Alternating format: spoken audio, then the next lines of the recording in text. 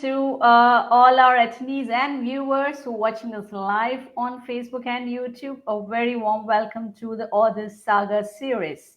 A quick recap for those of you who are new to Pick a Book. Pick a Book is all about reading and more reading and inculcating the habit of reading, research, and presenting the summary of it in our regular meeting sessions.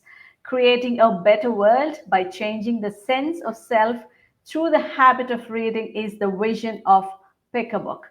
Currently, Pick a Book marked its inspiring presence in 4 countries: Sri Lanka, India, Singapore, and UK, with over 1,200 readers, 19 plus regions, and 100,000 plus people inspired through our sessions in a span of 1.5 years.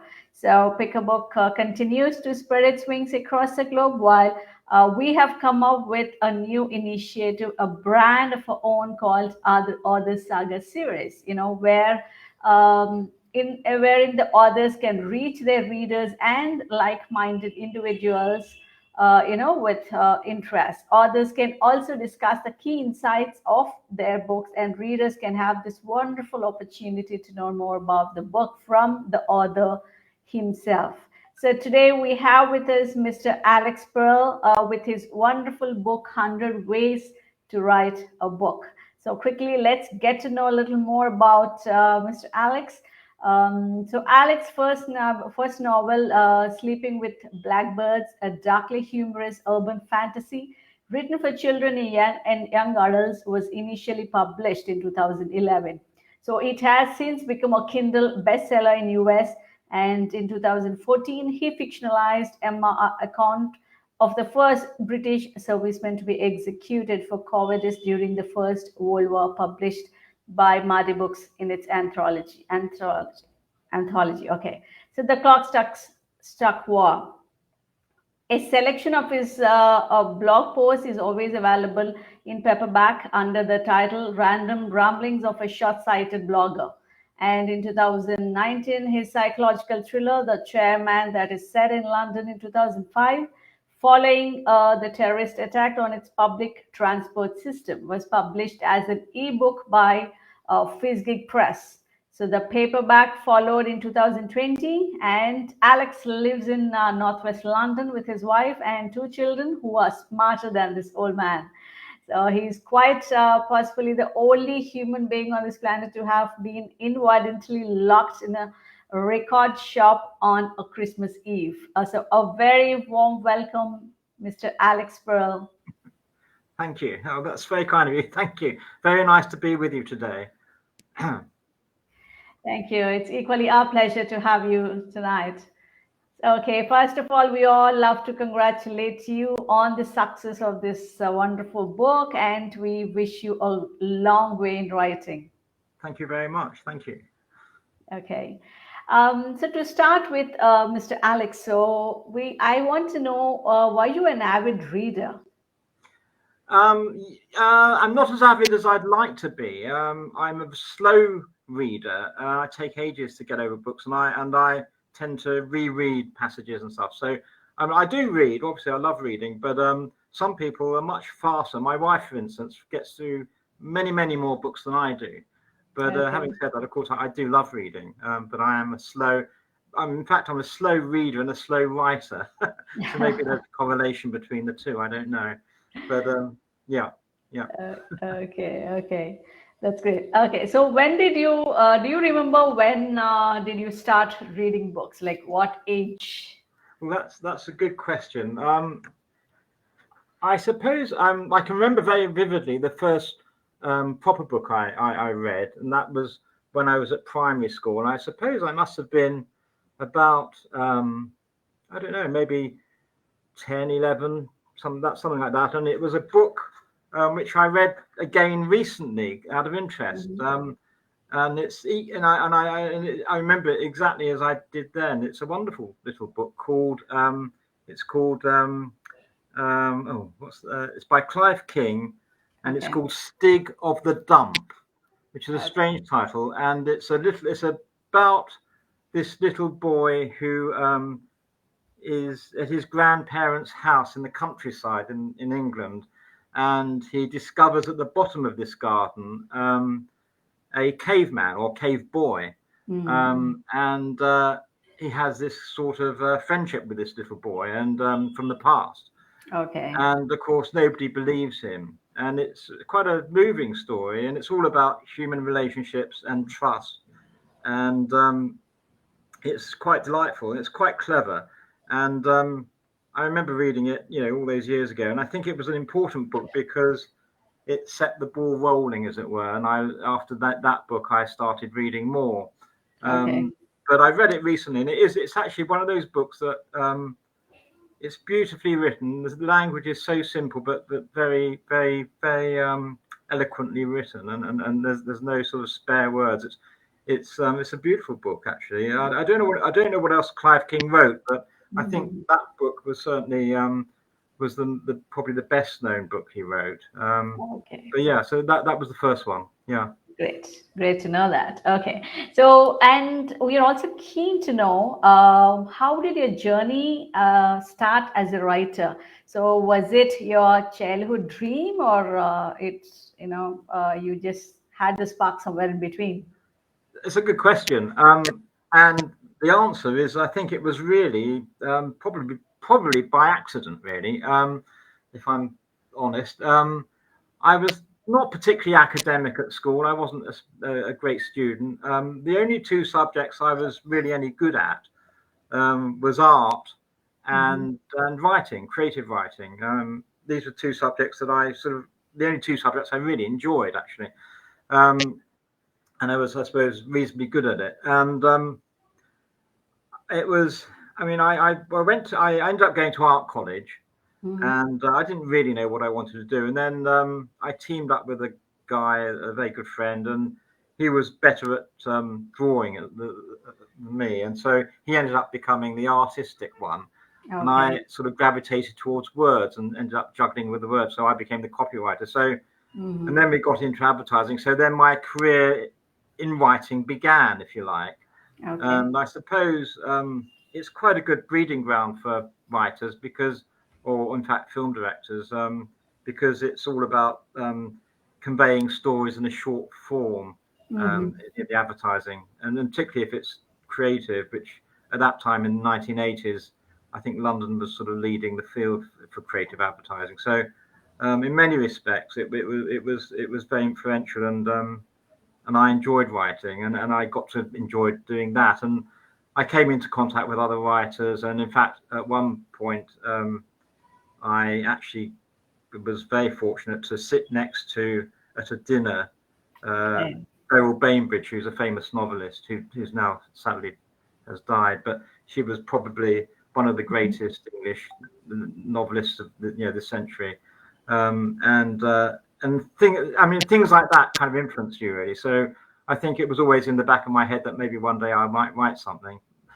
more serious than just advertising copy. So that's how it all started. It wasn't really planned. It just kind of happened, really. Yeah. Wonderful. Great to know that. Okay, so is there any specific reason behind choosing this title, 100 Ways to Write a Book? Or is it just because you have, chosen to interview 100 different people, 100 different authors? So that's another good question. Again, it sounds like there's a bit of a pattern happening here, because that wasn't really planned either. To be perfectly honest, it was something I during lockdown when COVID was raging. I just thought I'd teach myself to build my own website, because I didn't really have a proper website, and then I thought, well, it seems to be that there are quite a lot of authors giving interviews for websites. So I thought I'd put out some sort of social media posts saying, if you're interested in doing an interview with me, I'd happily do that, and we'd put it on the website. And then I was absolutely inundated. I can't tell you how many responses. I was actually quite shocked. I had hundreds of them, and so anyway, so within a very short space of time, I had over 100 interviews on this website. So my brother-in-law, who used to be in publishing, and my own brother, in fact, said, well, why don't you publish this as a book? Because there aren't any books really that have so many authors giving their own opinions about how they write, their backgrounds and their working methods and so on. So I thought, yeah, it's a good idea. So I published it, and what I hadn't quite realised was how many pages it was going to be, because when you've got over 100 author interviews, and some of which are very long, you suddenly fill up a whole book. It's actually 684 pages, so it's quite a long book. Oh, but in fact, I'm going to have to publish it in 3 volumes as well, because it's become a bit too pricey for some people. Yeah. But the that's how it kind of evolved. And then I wanted to also give the proceeds to the charity Penn International, which is a very really good organization, which speaks up for authors in regimes that stifle their voices. So it's a very worthwhile charity. And I've spoken to them. They're very happy. They're going to support the initiative, which is great. And so that's all happening now. And so that it's kind of taken on a life of its own, really, which is great. Wonderful. So so because as we are talking about interviewing 100 authors, so why did you start this project in first place? I mean, I think this was started as a project on the whole, if I'm not wrong, right? Yeah. So why is that? You have started something like this. So well, what it was, I mean, I'm as a sort of a writer myself. I'm interested in the process of writing, and what motivates people, and also how they go about doing it. And one of the questions that really appeals to me is, and I like hearing people talking about it, is how they go about it, and whether they plan their novels very carefully, which I do, I have to say, or if, indeed, if they just sit down and just have a very vague idea, and then let the thing unfold and sort of evolve as they write. And I find that an interesting question, and writers do have very different approaches, and which comes out in this book, and I find that fascinating. I mean, from my own point of view, I couldn't. I've tried, sort of trying to let the thing evolve and not have a very tight plan. It just doesn't work for me. I mean, the first thing I ever wrote was a book that got to about 15,000 words, and then I ran out of steam. I didn't know where it was going, and I kind of abandoned it. And then both books that followed were very, very carefully planned. I mean, they do evolve to some extent when I write them, but the plan is very much there, and I know exactly where it's going. And I just couldn't write a book without having that roadmap in place. But that's a question that I do find interesting, because some writers are, who are prolific writers, write without having a very detailed plan. And then in fact, they say they could never have a plan because they find it stifles their own writing style, and they can't let the characters breathe. So it's an interesting question, and one I'm always fascinated by. So that's why I set it up in the first place. I'm also interested in the backgrounds of writers as well, because I think that's also quite interesting, just as an interesting point. And I'm yet to meet a writer that doesn't like talking about their work. So I suppose I shouldn't be surprised that I had such a big response. But that's how it came about, really. Yeah, it was my own inquisitivity. Yeah. Beautiful. Yeah, like how you said, everybody will have their own style of writing. So it's a good thing to put it up, all their experiences of different authors and different style of writings all together in one book, to pen it down in one book. It's going to be a great help for a lot of people out there who are about to start their writing journey. So that's wonderful. Yes. That's a good word. Yeah, I think it will be helpful. I mean, also what's very reassuring about reading it is also the fact that no writer's alone in the fact that it's not easy, and a lot of the writers who are they're very honest, and they say that they find it hard, and some this is really successful writers who end up sort of getting halfway through and then throwing it all away and starting again. True. That is kind of reassuring that's the case, and so you're not alone, and it's a process that although there's no hard and fast rules, it's never never straightforward, never easy, and there's no, there's no set key to doing it.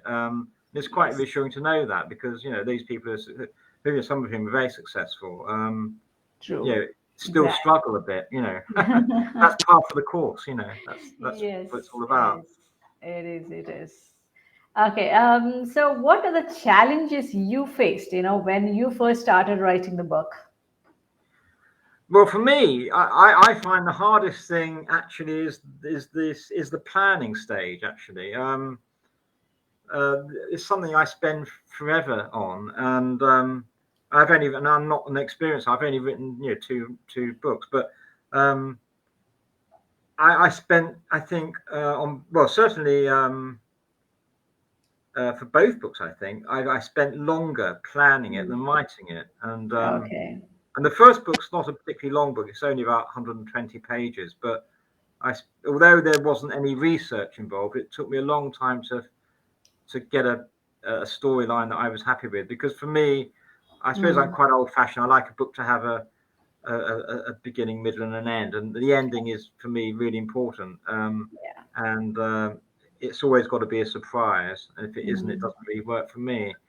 And that's really, I find that really hard, actually. I have to say, I find that far harder than writing. And with my second book, Okay. I had probably spent a great deal longer planning it, because I Okay. had to do a lot of research.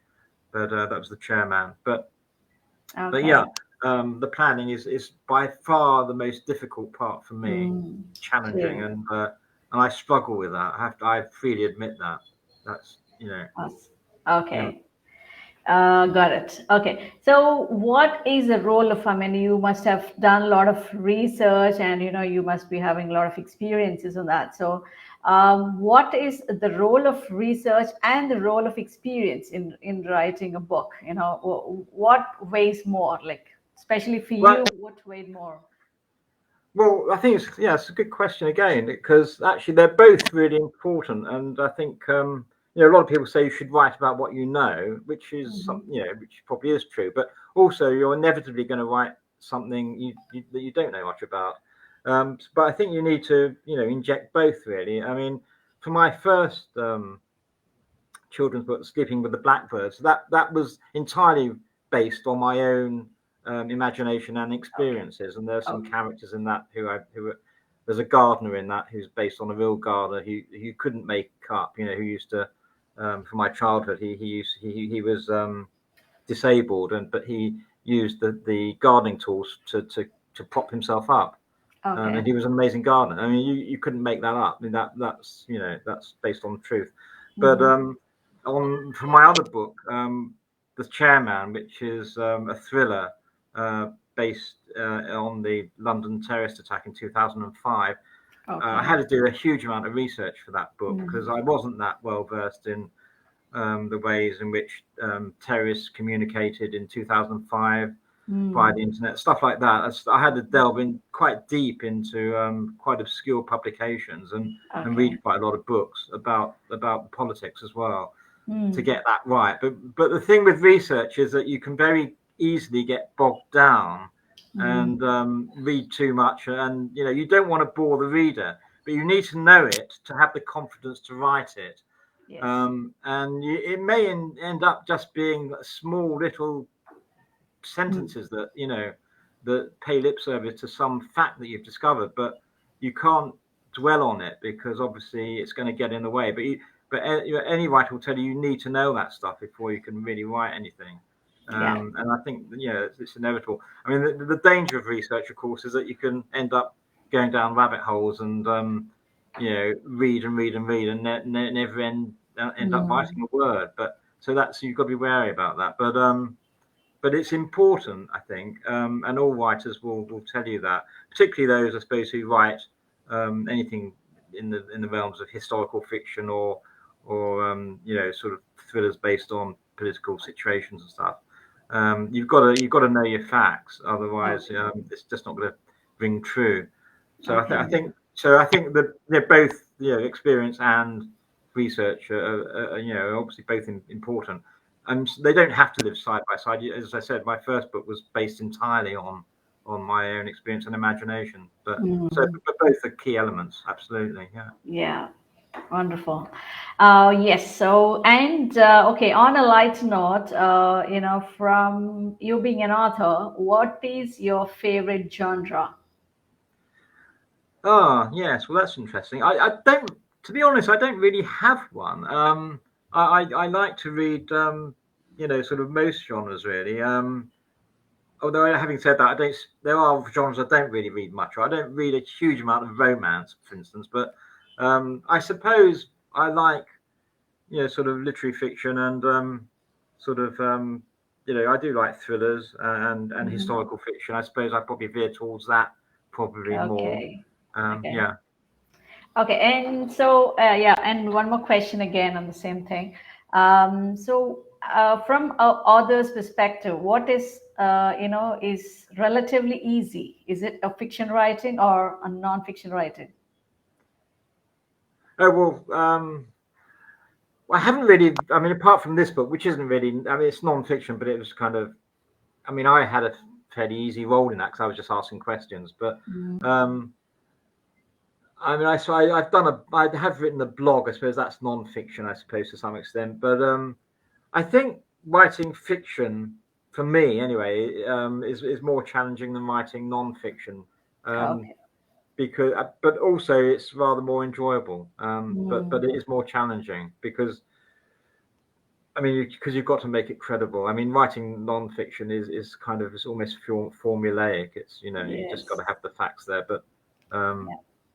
but I haven't. Having said that, I've not written a proper non-fiction book as Okay. such. I mean, I wouldn't really class this book as this. It's an interview book. But it's different. Okay.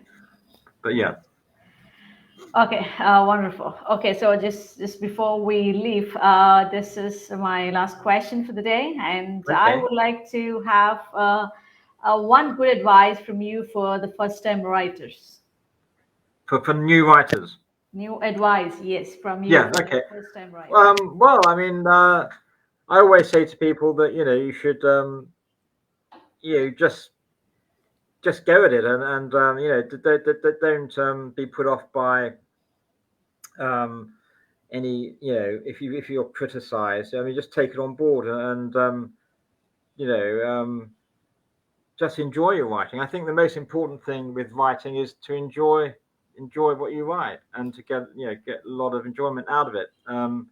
And by all means, if people offer criticism, if it's constructive criticism, Yeah, that's great. You can take it on board, but you don't have to abide by it. In fact, I mean, the thing to bear in mind is that actually, with a lot of all writing, there are no rules. I mean, you're there to, to create whatever you want to create. I mean, a lot of writers tend to, do unconventional things. I mean, you could look at the writing of, for example,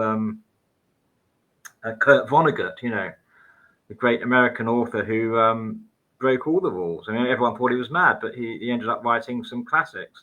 mm, Slaughterhouse-Five is a terrific book that just broke all the known at the time the rules, and he did things that were very unconventional. So I think you just have to discover your own way of writing yeah, and enjoy it, and that's it. I mean, um, yeah, great. that's what I'd Thank you. say.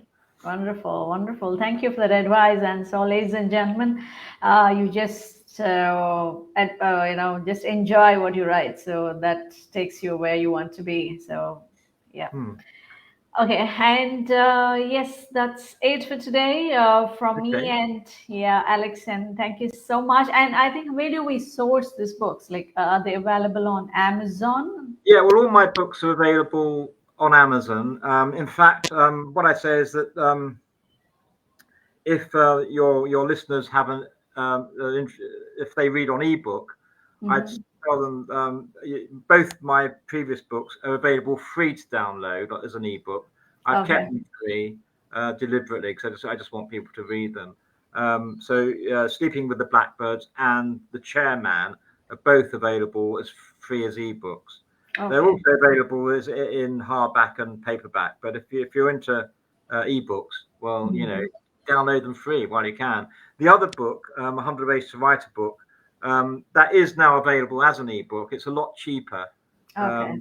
very much cheaper. It's about, in the English one, it's about £1.49. Okay. As opposed to I think it's about £12-13, which is, because it's such a big book. But that is available as an ebook, and it's all available from Amazon. Yeah, they're all available from Amazon. Great. Thank you so much. Thank you so much, Alex, for Cool. sharing. My pleasure. Thank you, and it's very nice to speak to you today. Yeah, thank you. Thank you. Thank you, and for sharing, for giving us your time, and sharing all your experiences and knowledge with a lovely audience here tonight. And Not at yes, all.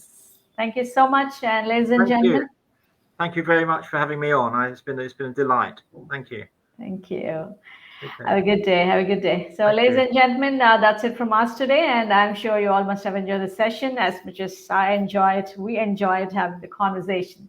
Thank you, everybody in the room and for watching us live. And see you all again next week with another great book and another great author. Take care and see you all. Bye-bye. Thank you. Bye-bye. Bye. Bye.